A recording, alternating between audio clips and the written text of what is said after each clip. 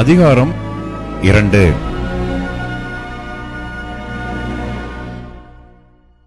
இப்போதும் ஆசாரியர்களே, இந்த கட்டளை உங்களுக்குரியது.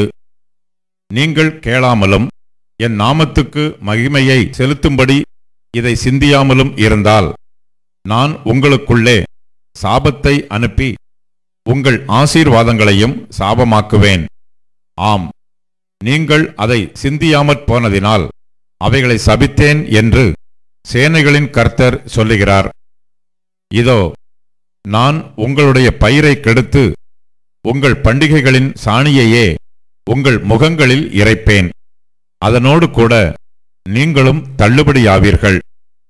லேவியோடே பண்ணின என் உடன்படிக்கை நிலைத்திருக்கும்படிக்கு இந்த கட்டளையை உங்களிடத்திற்கு அனுப்பினேன் என்கிறதை அப்பொழுது அறிந்து கொள்வீர்கள் என்று சேனைகளின் கர்த்தர் சொல்லுகிறார்.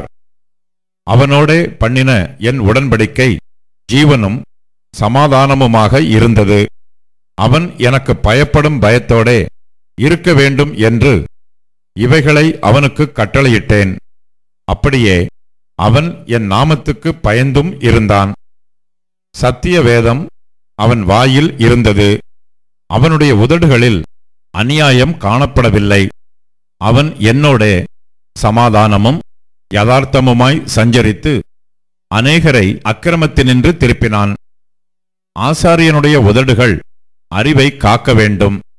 வேதத்தை அவன் வாயிலே தேடுவார்களே. அவன் சேனைகளுடைய கர்த்தரின் தூதன்.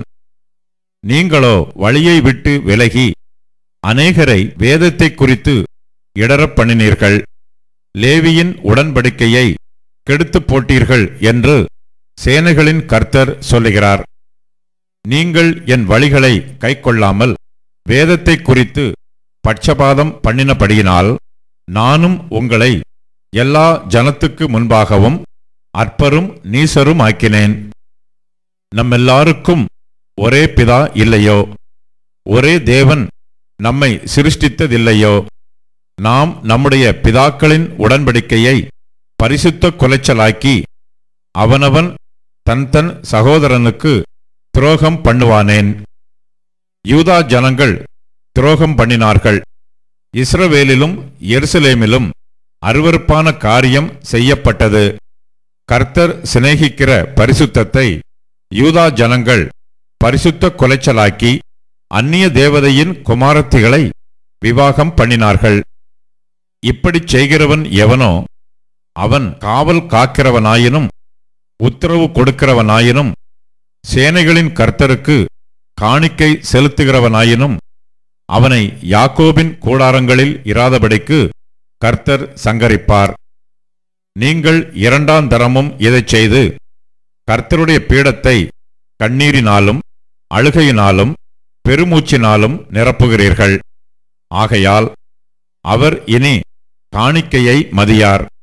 அதை உங்கள் கைகளில் பிரியமாய் ஏற்றுக்கொள்ளவும் மாட்டார். ஏன் என்று கேட்கிறீர்கள். கர்த்தர் உனக்கும் உன் இளவயதின் மனைவிக்கும் சாட்சியாயிருக்கிறார். உன் தோழியும் உன் உடன்படிக்கையின் மனைவியுமாகிய அவளுக்கு நீ துரோகம் பண்ணினாயே. அவர் ஒருவனை அல்லவா படைத்தார்? ஆவி அவரிடத்தில் பரிபூரணமாயிருந்ததே. பின்ன ஏன் ஒருவனை படைத்தார்? தேவபக்தியுள்ள சந்ததியை பெரும்படித்தானே. ஆகையால் ஒருவனும் தன் இளவயதின் மனைவிக்கு துரோகம் பண்ணாதபடிக்கு உங்கள் ஆவியை குறித்து எச்சரிக்கையாயிருங்கள். தள்ளிவிடுதலை நான் வெறுக்கிறேன் என்று இஸ்ரவேலின் தேவனாகிய கர்த்தர் சொல்லுகிறார். அப்படிப்பட்டவன் கொடுமையினால் தன் வஸ்திரத்தை மூடுகிறான் என்று சேனைகளின் கர்த்தர் சொல்லுகிறார். ஆகையால் நீங்கள் துரோகம் பண்ணாமல் உங்கள் ஆவியை குறித்து எச்சரிக்கையாயிருங்கள். உங்கள் வார்த்தைகளினாலே கர்த்தரை வருத்தப்படுத்துகிறீர்கள்.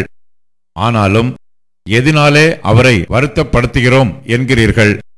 பொல்லாப்பை செய்கிறவன் எவனும் கர்த்தரின் பார்வைக்கு நல்லவன் என்றும் அப்படிப்பட்டவர்கள் பேரில் அவர் பிரியமாய் இருக்கிறார் என்றும் நியாயம் தீர்க்கிற தேவன் எங்கே என்றும் நீங்கள் சொல்லுகிறதினாலேயே